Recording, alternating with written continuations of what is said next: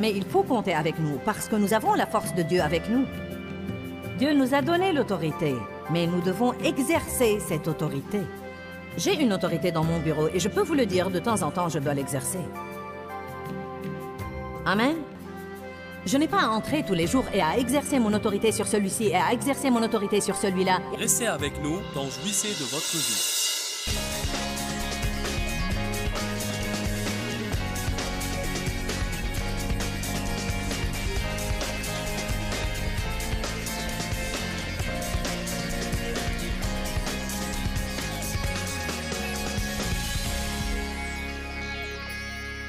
Bienvenue à la vie dans la parole. Je crois qu'aujourd'hui, vous allez apprendre des choses qui vont vraiment changer quelque chose dans votre vie et vous aider à jouir de votre vie de tous les jours. Aujourd'hui, je commence le premier enseignement d'une série intitulée « Croire en Dieu ». C'est si important d'apprendre à avoir une simple confiance et à croire Dieu. La Bible dit dans Jean chapitre 11, « Si seulement tu croyais, tu verrais la gloire de Dieu ». Et dans Hébreux chapitre 4, la Bible nous enseigne que c'est par la foi que nous entrons dans le repos de Dieu. Je veux que vous ouvriez votre cœur et que vous laissiez la parole de Dieu vous toucher pour que vous puissiez jouir de votre vie plus que jamais et être de meilleurs témoins pour le royaume de Dieu. Je fais là une série au sujet de croire Dieu. La puissance de croire Dieu. J'ai dit la veille que de merveilleuses portes de bénédiction s'ouvrent à nous à travers la foi. La paix et la joie se trouvent dans la foi. Ceux qui croient en Christ seront sauvés. La prière de la foi est exaucée. Il y a beaucoup de choses que la Bible dit de nous et nous devons libérer notre foi en elle. Nous devons dire « je le crois ». Nous avons dit la veille que la Bible dit que nous sommes morts avec lui, que nous sommes ressuscités avec lui et que nous sommes maintenant assis dans les lieux célestes avec lui. Être assis dans les lieux célestes évoque notre position de repos. Hébreux 4 dit que ceux qui ont cru, dit tous cru. Ceux qui ont cru entrent dans le repos de Dieu. Légalement et du point de vue position, nous sommes assis dans les lieux célestes avec Christ. Ce que je veux dire par là, c'est que légalement, c'est une affaire conclue. Jésus l'a payé. C'est notre position. Mais expérientiellement, ce n'est libéré dans notre vie que quand nous croyons. Et donc, il y a un lieu de repos pour nous. Ce repos de sabbat est pour ceux qui croient. C'est ce que la Bible dit dans le livre des Hébreux. Nous devons nous rendre compte que le repos est une force. Parfois, je crois que si nous nous asseyons pour nous reposer, nous sentons que c'est le moment le moins fort de notre vie. Nous avons tendance à penser que nous sommes forts quand nous sommes debout et en action. En fait, spirituellement, quand vous entrez dans le repos de Dieu, c'est la position la plus forte que vous puissiez avoir. Dieu le Père a dit à Jésus, « Viens maintenant, ton travail est accompli. Tu as fait ce que je t'ai envoyé faire. Viens et assieds-toi à ma droite jusqu'à ce que je fasse de tes ennemis ton marchepied. » Dieu a dit aux Israélites, « Gardez votre paix. Restez calmes et je combattrai pour vous. » Romains 16, 20 dit « Et le Dieu de paix écrasera bientôt Satan sous vos pieds. » Si j'ai un problème au sujet duquel je veux que Dieu fasse quelque chose, je ne vais pas réussir à faire intervenir Dieu en étant bouleversé. Je ne vais pas réussir à faire intervenir Dieu en m'inquiétant et en essayant de comprendre les choses, en étant frustré, en luttant et en me livrant à toutes sortes d'œuvres de la chair qui sont mon plan pour résoudre le problème. Je peux bien faire certaines choses, mais je ne peux faire que ce que Dieu m'ordonne de faire. Si Dieu n'en est pas l'auteur, il ne va pas les finir. Nous commençons des choses et nous sommes fâchés quand Dieu ne les finit pas. Amen? Alors, si je veux que Dieu œuvre pour moi, à ce moment-là, je dois croire Dieu. Je dois dire, Dieu, j'ai ce problème. Je me décharge de mes soucis sur toi. Je crois que tu peux le régler. Moi, je ne peux pas le régler. Mais je crois que tout est possible à celui qui croit. Alors, je vais continuer à croire que tu peux faire ce que je ne peux pas faire. Je vais continuer à croire que tu peux prendre ma situation et la faire concourir au bien, bien qu'elle ait l'air absolument horrible en ce moment. Je crois que tu es un bon Dieu et que tu peux prendre n'importe quelle situation misérable et la faire concourir à mon bien. Je crois que le mal que Satan me dit de me faire, tu le changes pour mon bien. Je vais m'agripper à ça et je vais continuer à le croire. Je vais garder ma paix et rester dans le repos.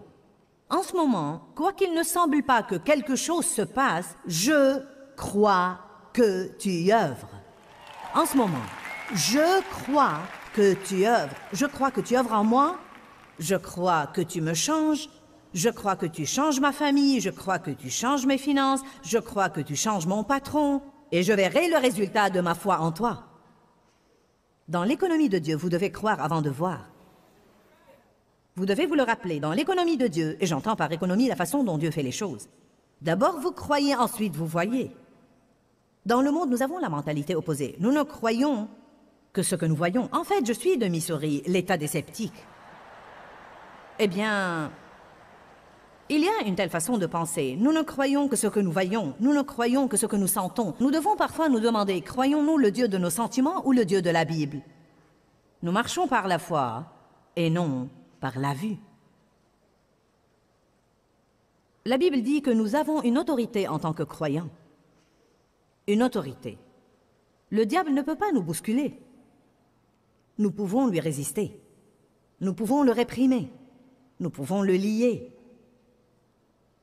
Nous devons réaliser que ce n'est pas une chose automatique. Ce n'est pas parce que la Bible dit que j'ai quelque chose qu'elle devient mienne automatiquement. C'est une possibilité si je joue mon rôle. Dieu a joué son rôle, et je peux voir cette chose se passer dans ma vie si je joue le rôle que Dieu me donne à jouer. Il nous donne quelque chose à faire, mais il nous donne également la grâce pour le faire. Nous n'avons vraiment pas le mérite de quoi que ce soit. Même les bonnes choses que nous les faisons par la force de Dieu. Nous devons boucler la boucle et revenir au point de départ et lui donner le mérite. Je veux que nous lisions plusieurs écritures. Nous avons besoin d'un rappel ce matin. C'est bien plus qu'un rappel. Nous allons étudier d'autres aspects de la chose ce soir. Ça va vraiment être un puissant rappel du Saint-Esprit que vous avez une autorité en tant que croyant. Vous n'êtes pas des mauviettes, vous êtes des personnes avec lesquelles il faut compter, car celui qui est en vous est plus grand que celui qui est dans le monde. La Bible dit que nous sommes plus que vainqueurs par le Christ qui nous aime. Si Dieu est pour moi, qui peut être contre moi? Si Dieu est pour moi, de qui aurais-je peur? Ce sont les choses que nous ne devons jamais perdre de vue, car le diable nous déteste tous les jours. Tous les jours, il a un plan pour votre destruction et pour ma destruction. Tous les jours, incessamment, implacablement, Satan nous fait la guerre. Il assaille notre esprit, il assaille nos émotions, il assaille nos relations. Surtout, je pense, l'ennemi assaille les relations parce qu'il est absolument pétrifié par l'unité. Un peut mettre 1000 en fuite, mais deux, 10 000. Il dit là que rien qu'en ajoutant une personne, ma force s'accroît 10 fois. Qu'arrive-t-il si on peut sauvegarder l'unité de l'Église? Si on peut sauvegarder l'unité de la famille? Allez maintenant. Toute notre famille est impliquée dans ce ministère. Pensez-vous que nous n'œuvrons pas à maintenir la paix? Pensez-vous que nous n'œuvrons pas à éviter les conflits? Bien sûr que nous faisons cela. Pourquoi? Parce que Satan nous déteste. Il déteste ce que nous faisons. Nous avons un ennemi. Nous sommes en guerre. Mais il faut compter avec nous, parce que nous avons la force de Dieu avec nous. Dieu nous a donné l'autorité, mais nous devons exercer cette autorité. J'ai une autorité dans mon bureau, et je peux vous le dire, de temps en temps, je dois l'exercer. Amen. Je n'ai pas à entrer tous les jours et à exercer mon autorité sur celui-ci, et à exercer mon autorité sur celui-là, et à exercer mon autorité sur ceci et cela. Il y a des moments où j'exerce cette autorité. Par conséquent, ils savent que je le ferai si besoin est. Si le diable comprend que vous allez exercer votre autorité sur lui si besoin est, peut-être qu'il ira importuner quelqu'un d'autre. Amen. Ça va, vous qui êtes derrière moi? J'ai promis de vous parler, alors voyez, je m'en souviens. J'apprécie que vous soyez assis derrière moi. Nous allons croire que l'onction va juste vous atteindre. Donc, rappelez-vous que nous devons rester dans le repos. Le repos est une position de force. Nous n'aurons pas une autorité sur le diable d'une position de frustration. Je n'aurai pas l'autorité sur le diable d'une position d'inquiétude et de trouble. Je crois que nous devons garder notre paix et rester au repos. Si nous le faisons, le Dieu de paix écrasera Satan sous nos pieds. Si nous restons assis en Christ, en gardant notre position, sachant qui nous sommes, à ce moment-là, Dieu dit qu'il fera de nos ennemis notre marchepied. Matthieu 10, verset 1. Je vais vous lire plusieurs écritures où la Bible parle de notre autorité. Nous avons des gens de tous les milieux qui viennent à nos réunions. Peut-être qu'il y a des gens ici ce matin qui n'ont jamais entendu qu'ils ont une autorité sur le diable. Je suis allée à l'église pendant des années avant que quelqu'un me le dise. Par conséquent, je laissais le diable me marcher sur les pieds et pour ce que le diable faisait, je blâmais Dieu. Amen. Matthieu 10, 1. Et Jésus appela ses 12 disciples et leur donna le pouvoir et l'autorité sur les esprits impurs, l'autorité de les chasser et de guérir toutes sortes de maladies et toutes sortes de faiblesses et d'infirmités. Dites tous, j'ai le pouvoir et l'autorité. Et je peux chasser les démons.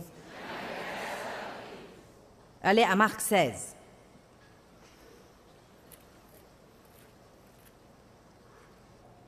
Vous devez comprendre que ce que Jésus a donné à ses 12, il s'attend à ce que nous l'ayons également. Ils n'étaient pas les seuls à être investis de quelque chose, ils étaient le premier groupe représentatif initial. Marc chapitre 16, verset 17. Marc 16, 17. Ces signes accompagneront ceux qui, quoi? Croient. En mon nom, ils chasseront les démons. Ils parleront de nouvelles langues. Ils saisiront des serpents, et même s'ils boivent quelque chose de mortel, il ne leur fera point de mal. Cela ne veut pas dire que vous devez aller jouer avec les serpents. Il parle des forces diaboliques, comme quoi vous aurez l'autorité sur les forces diaboliques. S'ils boivent quelque chose de mortel, il ne leur fera point de mal. Ils imposeront les mains aux malades, et ils seront guéris. Alors le Seigneur Jésus, après leur avoir parlé, fut enlevé au ciel et il s'assit à la droite de Dieu. N'est-ce pas intéressant qu'une des dernières choses qu'il leur a dit avant d'être enlevé au ciel était à propos de leur autorité sur le diable? Allez, c'est merveilleux. Verset 20. Et ils s'en allèrent prêcher partout pendant que le Seigneur travaillait avec eux et confirmait la parole par les signes et les miracles qui les accompagnaient de près. Je vais vous dire une chose uniquement à titre informatif. Je ne pense pas que nous ayons jamais eu une conférence où il n'y a pas eu de guérison physique. Nous n'avons jamais eu une conférence où les gens n'ont pas été délivrés et libérés. Nous devons voir la force de Dieu qui œuvre en nous et parmi nous.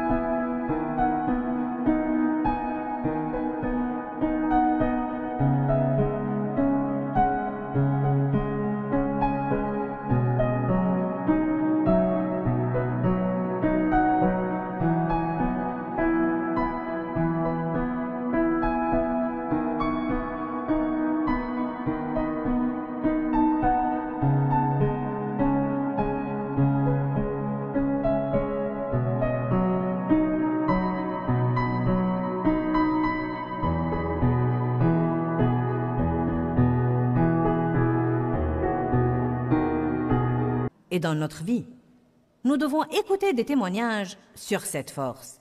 Des témoignages. J'ai reçu ceci cette semaine. Sonia a écrit que la dernière fois qu'elle était à Phoenix, elle est allée à la conférence. Elle avait une tumeur dans son utérus. Elle devait se faire opérer en rentrant de la conférence.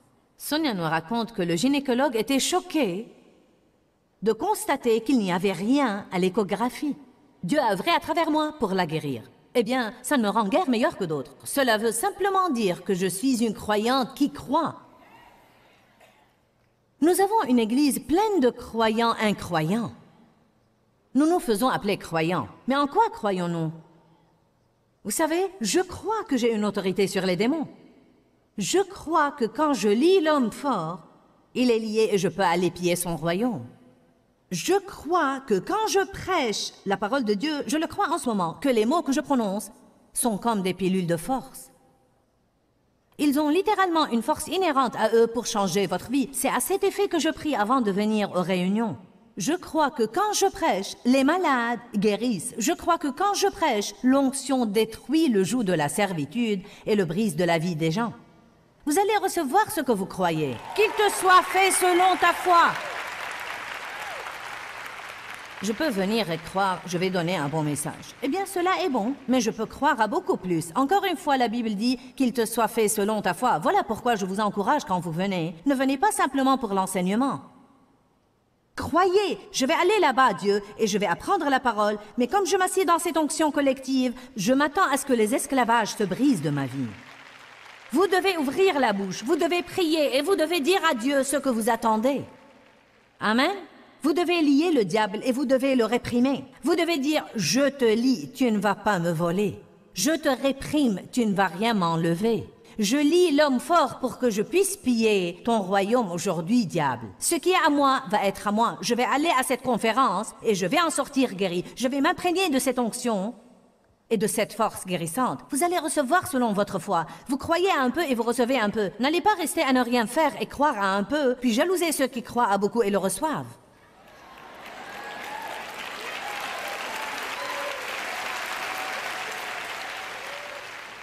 Que disons-nous? Si seulement ça m'arrivait à moi. On a besoin de ténacité, non de souhait. Amen. Jamelia a assisté à la conférence des dames en 2002 et a reçu le salut. Une semaine après la conférence, on lui a confirmé qu'elle a été guérie des calculs biliaires. Avant de venir à la conférence, elle avait fait des tests qui ont diagnostiqué les calculs. Elle a refait les tests après et elle était guérie. Aussi dans cette conférence, Dieu lui a donné la grâce et la force d'arrêter de fumer après 25 ans. Une série de miracles a commencé dans sa vie dans cette conférence. Le 14 septembre, son fils âgé de 16 mois a été sauvé de la noyade. Une malédiction de génération sur leur famille a été brisée. Allez, nous devons croire Dieu pour qu'il commence à faire des choses puissantes dans notre vie.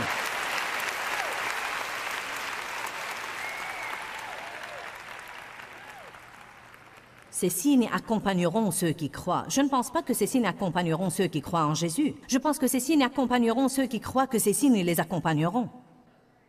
Parfois, nous faisons fausse route. Je suis un croyant. Pourquoi ces signes ne m'accompagneraient-ils pas?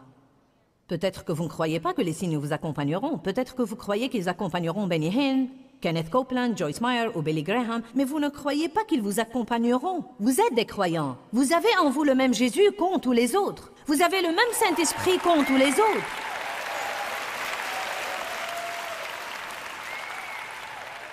Si vous pensez que vous allez ne rien faire et me donner tout le travail, alors vous vous trompez.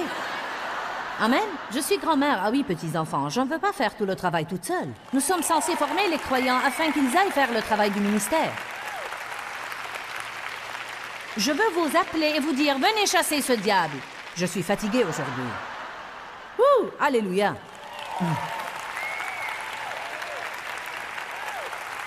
Luc 10, 19.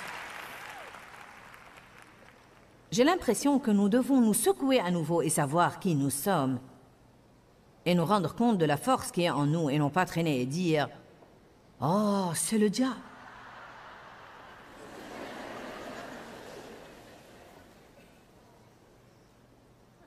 Voici, je vous ai donné l'autorité et le pouvoir. Non pas je vous donnerai, je vous ai donné. J'aime cette écriture. Voici, je vous ai donné l'autorité et le pouvoir de marcher sur les serpents et les scorpions, et je vous ai donné la force physique et mentale et la capacité sur toute la puissance que l'ennemi possède, et rien ne pourra nullement vous nuire. Il dit, je vous ai donné la force physique et mentale et la capacité de faire tout ce que vous devez faire. Je puis toute chose par le Christ qui me fortifie. Par conséquent, nous avons un langage dont nous devons nous débarrasser. Je ne peux pas. C'est trop difficile. C'est trop pour moi. Je suis débordée. Nous pouvons être débordés parce que nous nous impliquons dans beaucoup de choses dans lesquelles nous ne devons pas nous impliquer. Tant que vous faites ce que Dieu vous a demandé de faire, Dieu va vous donner la grâce pour accomplir votre mission. Je suis appelée à enseigner l'Évangile. Donc, si je me concentre sur ça, Dieu va me donner la force de faire ce que je dois faire. Afin de faire ce qu'il m'a appelé à faire, peut-être que je dois dire non à un tas de trucs que les gens veulent que je fasse et qui n'ont rien à faire avec ce que Dieu m'a appelé à faire. Maintenant, quelqu'un doit retirer un message de ça. M'avez-vous entendu? Je ferais mieux de le dire à nouveau. Nous avons tous une mission de Dieu. Tous. Non seulement moi, nous tous. Tous ceux qui nous regardent à la télé, tous, nous avons tous une mission de Dieu. Nos missions ne sont pas les mêmes, mais nous avons une mission de Dieu. Dieu nous donne la grâce pour accomplir notre mission. La grâce est la force du Saint-Esprit. Si nous nous concentrons sur notre mission et nous faisons ce que Dieu nous a donné à faire, nous aurons toujours la force pour le faire. Ce qui nous fait perdre les pédales, c'est les autres qui viennent et veulent que nous fassions un tas de trucs qui n'ont rien à faire avec ce que Dieu nous a assigné. Ensuite, parce que nous voulons plaire aux gens ou par crainte des gens, ou parce que nous sommes confus au sujet de ce que nous devons faire en tant que chrétiens, nous nous impliquons dans un tas de trucs que Dieu ne nous a pas assignés. Cela épuise notre énergie et nous n'avons plus la force de faire ce que Dieu nous a donné à faire. Si nous voulons faire ce que Dieu nous a donné à faire, disons non aux choses auxquelles nous devons dire non et oui aux choses auxquelles nous devons dire oui. Nous pouvons tout faire par le Christ qui nous fortifie, mais ce doit être tout ce que Dieu nous a donné à faire. Amen.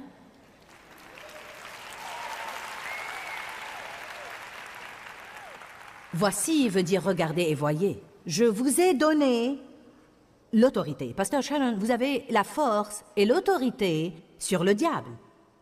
Vous pouvez chasser des démons, imposer les mains aux malades et ils guériront. Amen. Vous avez l'autorité en tant que croyante. Nous devons nous secouer à nouveau.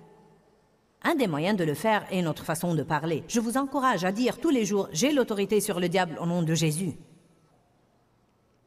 Le Saint-Esprit vit en moi. Celui qui est en moi est plus grand que celui qui est dans le monde. Maintenant, écoute ça, diable. Tu ne vas pas gérer ma vie. Tu ne vas pas me rendre fou, tu ne vas pas faire de moi une loque émotionnelle. Tu ne vas pas gâcher mes relations. Amen. Nous sommes en guerre. Partout il y a des guerres. Des guerres sur la terre, des guerres dans l'esprit, des guerres dans les pensées, des guerres dans nos émotions. 2 Corinthiens 10. Nous sommes des soldats dans l'armée de Dieu. La Bible dit qu'il n'est pas de soldats qui s'embarrassent des affaires de la vie civile. Faisons attention dans quoi nous nous impliquons. Gardons notre objectif et concentrons-nous sur les choses auxquelles Dieu nous a appelés. Même en essayant d'aider les autres, pour être franche, parfois le diable va exploiter votre cœur compatissant et il va mettre devant vous des gens qui épuisent votre temps. Mais le résultat final est qu'après 3 ou 4 ans à essayer de les aider, ils ne sont toujours pas aidés. La vérité, c'est qu'ils ne veulent pas être aidés. Le diable se sert d'eux pour vous détruire. Amen. J'ai décidé dans ma vie, juste ces 2 dernières années, je suis appelée à aider les gens et je veux aider les gens. Mais après une période de temps, si j'essaye de vous aider et que vous n'êtes pas encore aidé, alors vous savez quoi? Je passe à quelqu'un d'autre qui veut être aidé.